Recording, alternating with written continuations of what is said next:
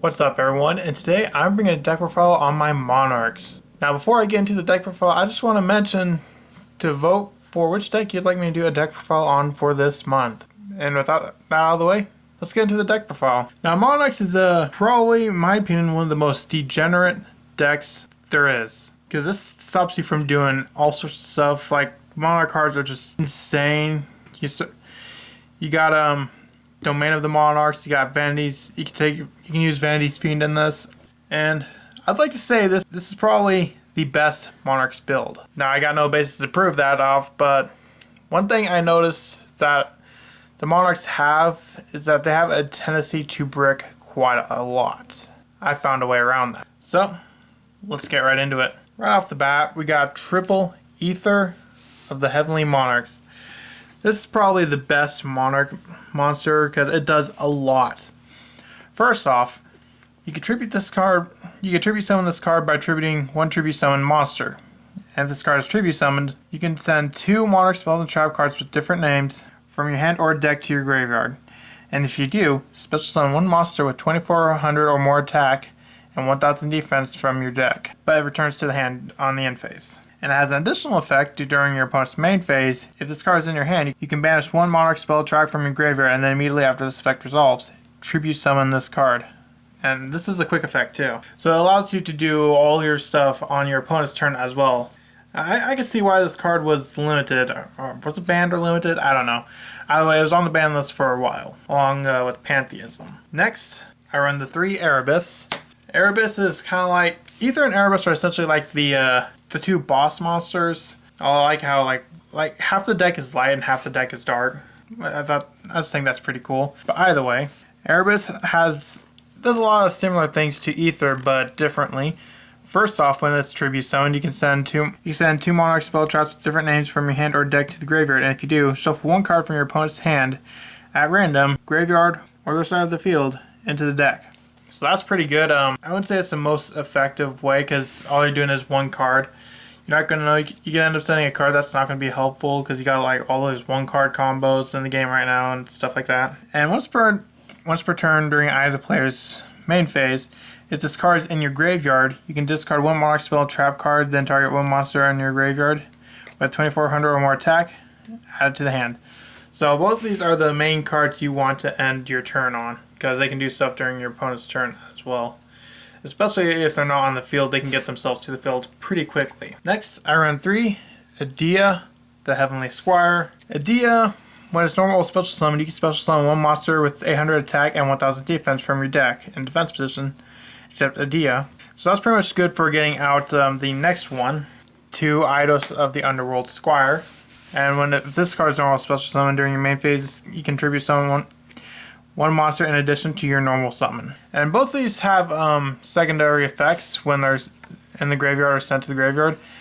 When Edea is sent to the graveyard, you can target one of your banished Monarch spells traps, add to your hand. And Eidos, you target 1 monster with 800 attack and 1000 defense in your graveyard, special summon it. And while sadly both of them do stop you from special summoning from the extra deck, you don't even use an extra deck, so that's pretty irrelevant. But these are essentially your starters right here. What you want to do is start off with Edea, special Eidos, and then by some other means, summon either Aether or Erebus. Now next I run 1 Kuraz and run the Stalos.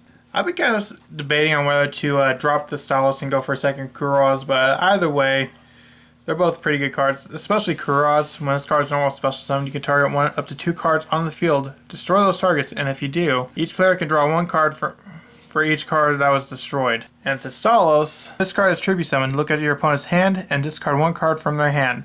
Then if it is a monster card, inflict damage to your opponent equal to the original level. But the Stalos, that's okay. Like, I'd say it's hard to pick which one is kind of better because they both are good just in different ways. This is good for draw power and this is good for hurting your opponent's hand. Especially if you're going first and they got like an important combo starter. So this deck can really hurt those combo decks. Next we run 3 Vanity's Fiend. Vanity's Fiend is what you want to end on along with Erebus or Aether if possible, but this is the card you want to end on more so than those two, because when this card's on the field, now I can special summon monsters. While we do special summon in this deck, we don't special summon a whole lot, and not being able to special summon doesn't hurt us one bit. But this can really hurt your opponent, especially through the whole, domain lock, because that is still a powerful thing to this day, and that will always be powerful. Now onto the spells. We got the card that came back to 3 Pantheism of the Monarchs. This card is insane. Draw power and search power all in one. What is this? Engage? Pantheism of the Monarchs, you can send one Monarch spell and trap a card from your hand to the graveyard, draw 2 cards. So this can get your Pantheism or your Monarch spells and traps in the grave, which you can then do stuff with other monsters like you can add them back to the hand, send them back to the deck to draw off of Prime. And if this card's in your graveyard, you can banish it, reveal 3 Monarch spells and traps from your deck, and your opponent chooses one. You add that one to your hand, and the rest are shuffled back into the deck. Now the draw power is not a once per turn, while the searching or the reveal 3 is. But this really helps out coming back to 3, because it's a huge boost to consistency. Next I run 3 Monarch Stormforth. Monarch Stormforth, if you tribute summon a monster, you can activate this and tribute one of your opponent's monsters instead. This is really good because you don't have a lot of monsters out in the field all at the same time. So let's say you have one monster and your opponent has another monster. You can use this. Next I run 2 Return of the Monarchs. This is some more search power-ish.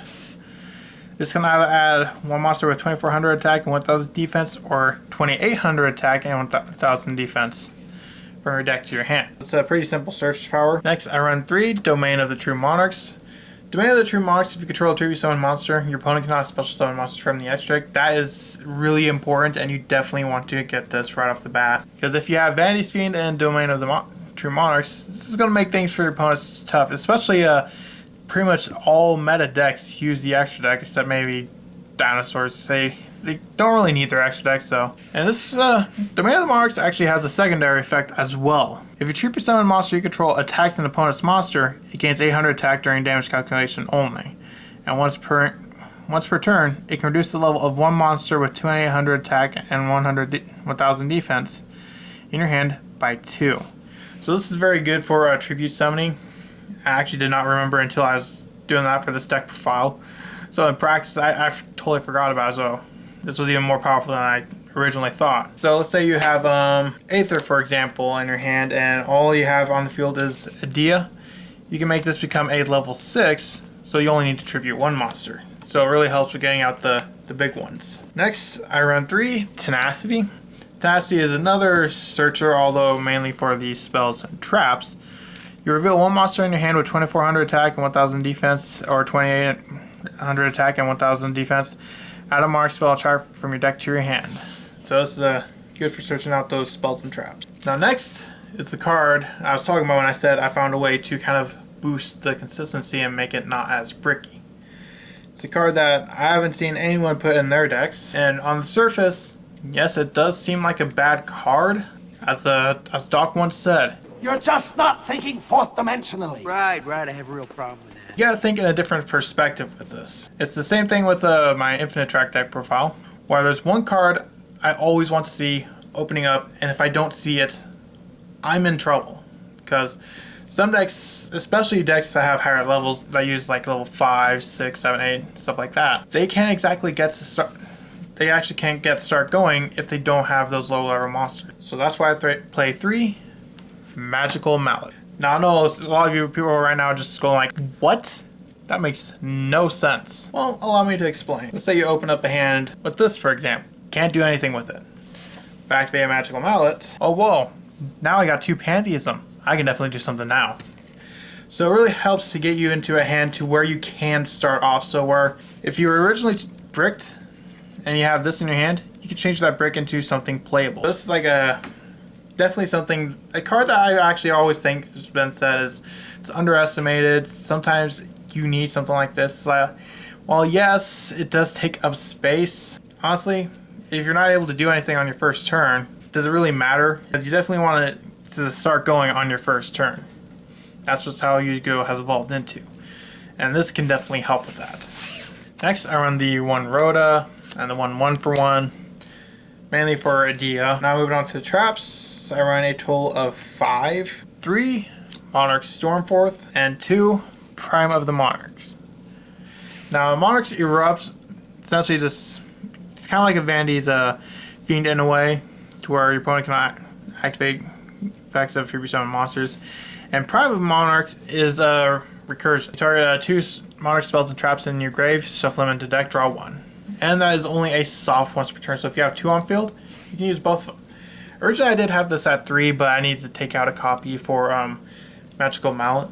Now you can take out, you can go 3 Prime Monarchs and 3 Prime Monarch and 2 Monarchs Erupt, but this is the ratio I went with because I'd much rather have this on seeing this as much as possible as opposed to this. So that's going to be all for this deck profile. Let me know, what do you think of the Monarchs? Do you think it's something that could be a potential meta strategy? Or do you think it's just going to be a rogue fun strategy?